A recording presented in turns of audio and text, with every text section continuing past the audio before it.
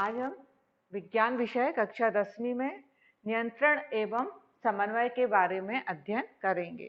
नियंत्रण हमारे दैनिक जीवन में हम पर्यावरण के प्रति कुछ क्रियाओं को हम देखते हैं और उसके देखने के बाद हम प्रतिक्रिया के बाद उसको हम निर्णय लेते हैं और एक प्रतिक्रिया उत्पन्न करते हैं। तो नियंत्रण का अर्थ होगा कि पर्यावरण के प्रति जो हलचल हुई है, जो गति हुई है, हम उसको कैसे नियंत्रित, हमारा तंत्रिका तंत्र कैसे समन्वय करता है, वो है नियंत्रण।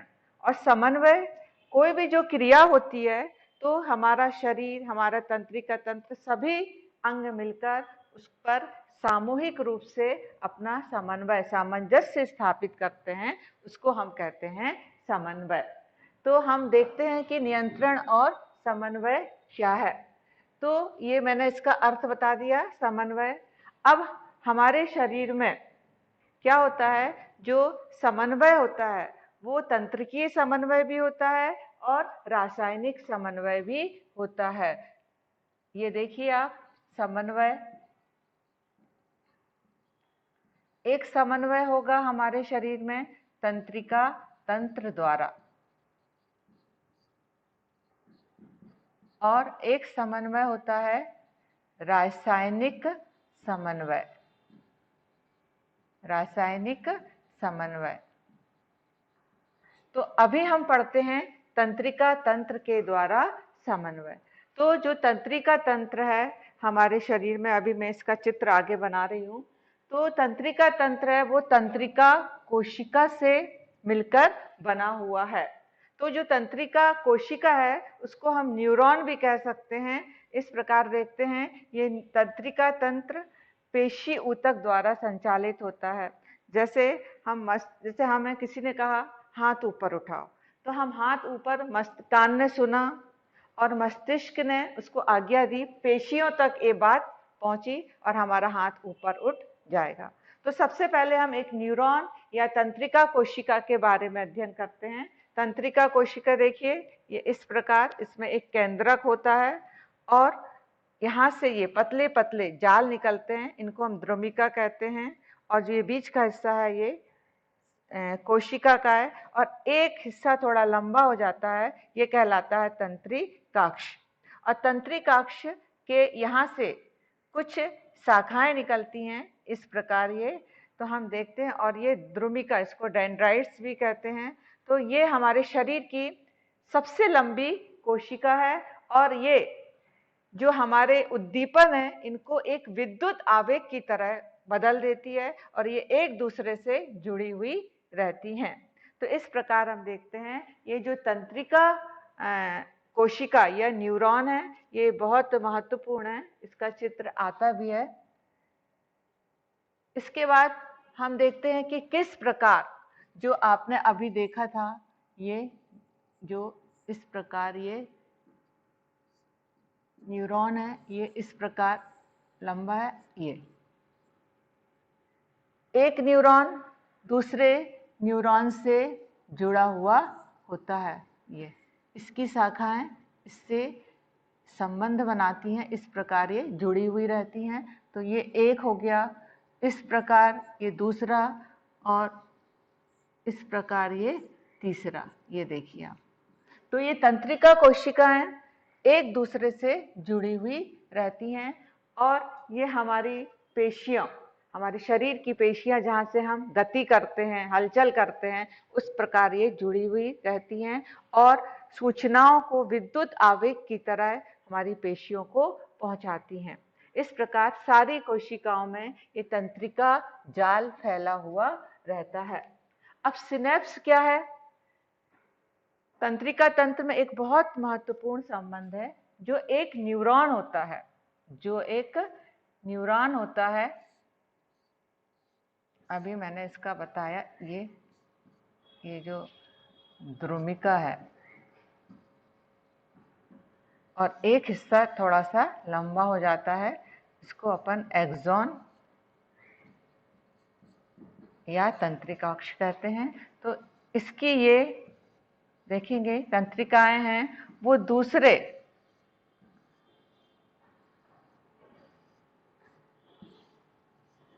दूसरे से इस प्रकार ये, तो यहाँ पर एक न्यूरॉन का दूसरे न्यूरॉन से संबंध होता है, जो स्थान होता है यहाँ का, इसको हम बोलते हैं सिनेप्स। ये सिनेप्स क्या है? तो एक्सॉन का ये जो अंतिम सिरा और दूसरे न्यूरॉन का जो ये वाला सिरा आपस में संबंधित रहते हैं और इस संबंध को हम बोलते हैं सिनेप्स। और ये रसायन सिनेप्स को पार करके अगली तंत्रिका कोशिकाओं तक विद्युत आवेग के रूप में सूचनाएं देता है।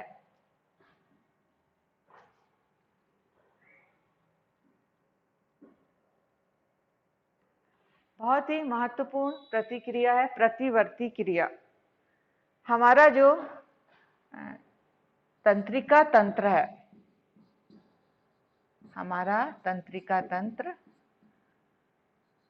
ये दो भागों में आप बांट सकते हैं तंत्रिका। एक होता है केंद्रीय तंत्रिका तंत्र और एक होता है परिधीय तंत्रिका तंत्र। केंद्रीय तंत्रिका तंत्र में क्या होगा? यहां पर हमारा मस्तिष्क आएगा ये, और ये मस्तिष्क से एक लंबी रचना निकलेगी मेरु रज्जु। मेरु रज्जु, और यह है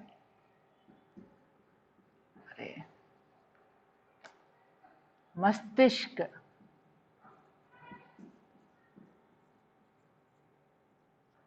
तो ये जो, और यहां से इस प्रकार तंत्रिकाएं निकली हुई रहती हैं। तो ये केंद्रीय हिस्सा है, ये मस्तिष्क है, और इससे निकला हुआ है मेरु रज्जु। तो कुछ क्रियाएं ऐसी होती हैं, एकदम अचानक होती हैं, जैसे छींक का आना। हम जा रहे हैं कहीं और अचानक हमारा पैर किसी से टच हुआ और हम अचानक वहां से हट जाते हैं। देखा, हम रस्सी को सांप समझ लेते हैं। छींक का आना, पलकों का झपकना, कुछ क्रियाएं ऐसी होती हैं, वो कहलाती हैं अनैच्छिक क्रियाएं। तो ये जो मस्तिष्क है और ये मेरु रज्जु, तो और बाकी ये आप देखेंगे, ये हमारा मान लो ये हाथ है, तो इस प्रकार ये तंत्रिका न्यूरॉन्स के द्वारा, ये न्यूरॉन्स के द्वारा ये सूचनाएं मेरु रज्जु तक पहुंचेंगी। मेरु रज्जु से कहां पहुंचेंगी? मस्तिष्क तक।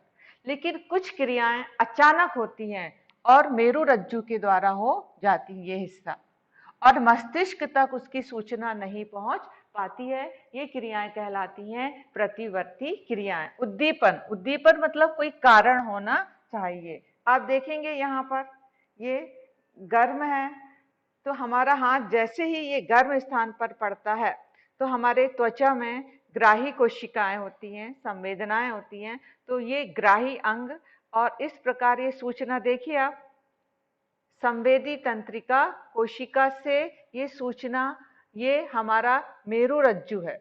ये क्या है? मेरु रज्जु। इसका एक टीएस बनाया है, तो मेरु रज्जु तक सूचनाएं पहुंचती हैं। मेरु रज्जु के अंदर एक धूसर द्रव्य होता है, ग्रे मैटर, और वहां से ये वहीं के वापस प्रतिसारण तंत्रिका कोशिका में ये आती हैं, और यहाँ से दूसरी तंत्रिका प्रेरक तंत्रिका कोशिका से होती हुई हमारे हाथ की जो पेशियां हैं, कार्यकर अंग है, वो इसको सूचना देते हैं और तुरंत हमारा हाथ वहां से हट जाता है। तो ये जो क्रिया हुई है प्रतिवर्ती क्रिया, ये इसमें मस्तिष्क का कोई भी रोल नहीं रहता है। मस्तिष्क तक इसकी ये बात पहुंच नहीं पाती है, और सारी क्रियाएं केवल किसके द्वारा संपन्न हो जाती हैं? मेरु रज्जु के द्वारा। तो वे अनैच्छिक क्रियाएं जो किसी उद्दीपन, उद्दीपन मतलब कोई कारण, जैसे आपको कोई पिन चुभो दे या गर्म पानी है, तो ये इस प्रकार इसके द्वारा ये सूचना पहुंचती है और वापस प्रेरक तंत्रिका से हम कार्यकर भुजा या किसी भी अंग में वो प्रतिक्रिया उत्पन्न करते हैं। तो ये कहलाती है प्रतिवर्ती क्रिया। ये प्रतिवर्ती क्रिया हमेशा आती है, मतलब महत्वपूर्ण है। अच्छा, अब होता है प्रतिवर्ती चाप। तो आप जिस जिस अंग से वो गुजर रहा है पूरा रास्ता, इसको आप यहाँ लिख सकते हैं। जैसे सबसे पहले आप लिखेंगे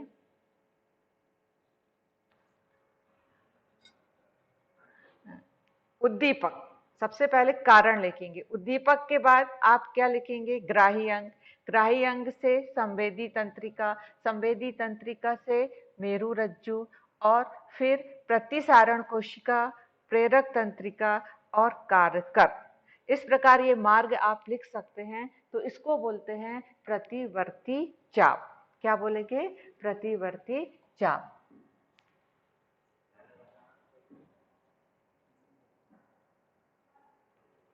अब अगला टॉपिक है हमारा मस्तिष्क। अभी हमने प्रतिवर्ती क्रिया के बारे में पढ़ा जो कि मेरु रज्जु के द्वारा हो रही है। हमारा अगला भाग है मस्तिष्क। जो मानव मस्तिष्क है इसके 3 भाग होते हैं, अग्र, मध्य और पश्च। आप बहुत ध्यान से देखेंगे, ये जो मस्तिष्क है ये खोपड़ी, हड्डियों का एक ढांचा होता है, उसको खोपड़ी कहते हैं। वहां पर ये अंदर रहता है। इसके 3 भाग हैं मस्तिष्क के। ये जो दिख रहा है शुरू का अग्र मस्तिष्क, अग्र मस्तिष्क में ही आ जाता है प्रमस्तिष्क। दूसरा भाग है मध्य मस्तिष्क, ये देखिए आप, ये यहाँ तक मध्य मस्तिष्क। और यहाँ पर मध्य मस्तिष्क में ही हाइपोथैलेमस रहता है, और बाजू में यहाँ पर एक ग्रंथि है, अंतःस्रावी ग्रंथि, प्यूस ग्रंथि, ये हमारे मस्तिष्क में पाई जाती है। और पश्च मतलब तीसरा हिस्सा, ये वाला, इसमें 3 अंग, ये पूरा पांस नामक, ये पांस है, ये मेड्यूला है और ये अनुमस्तिष्क है। और इसका ये हिस्सा, ये आप देखे थे ना, ये मस्तिष्क है, मस्तिष्क का ये हिस्सा क्या बनाता है, मेरु रज्जु, ये यहाँ से। तो अब इसके अलग अलग कार्य पढ़ेंगे। जो अग्र मस्तिष्क है ये हमारी सोचने समझने की शक्ति को नियंत्रित करता है, बहुत महत्वपूर्ण भाग है। सारी सूचनाएं एकत्रित करता है, फिर उसका एनालिसिस या विश्लेषण करता है। और जो मध्य मस्तिष्क है इसमें भी विशिष्ट अंग पाए जाते हैं, सुनने के और संवेदनाओं को देखने के लिए। और जो पश्च मस्तिष्क है ये अनैच्छिक क्रियाओं पर नियंत्रण करता है। हमारे शरीर में कुछ अनैच्छिक क्रियाएं होती हैं, जैसे भोजन का पाचन और कभी कभी मुंह में अचानक लार उत्पन्न होना। तो ये सारी क्रियाएं मध्य मस्तिष्क के द्वारा संचालित की जाती हैं, और ये है मेरु रज्जु। ये देखिए कार मध्य मस्तिष्क के। अच्छा, अब जो मस्तिष्क है बहुत ही कोमल अंग है, तो मस्तिष्क के जो ऊतक होते हैं उनको रक्षित किया जाता है। तो हमारा जो मस्तिष्क है उसके चारों ओर एक कपाल या हड्डियों का एक भाग होता है जिसके अंदर मस्तिष्क पाया जाता है। उसी प्रकार जो मेरु रज्जु है ये भी, वहां पर ऐसी पतली पतली हड्डियों का आप मेरुदंड बोलते हैं, उसके अंदर ये, इसके अंदर ये मेरु रज्जु सुरक्षित रहता है। ये शरीर के बहुत महत्वपूर्ण अंग है, इसलिए उनको विशेष सुरक्षा प्रदान की जाती है। अब इसमें महत्वपूर्ण प्रश्न ये हो सकते हैं, मस्तिष्क के कार्य लिखिए और मेरु रज्जु के कार्य, और न्यूरॉन या तंत्रिका कोशिका को आपको चित्र बनाना है। धन्यवाद।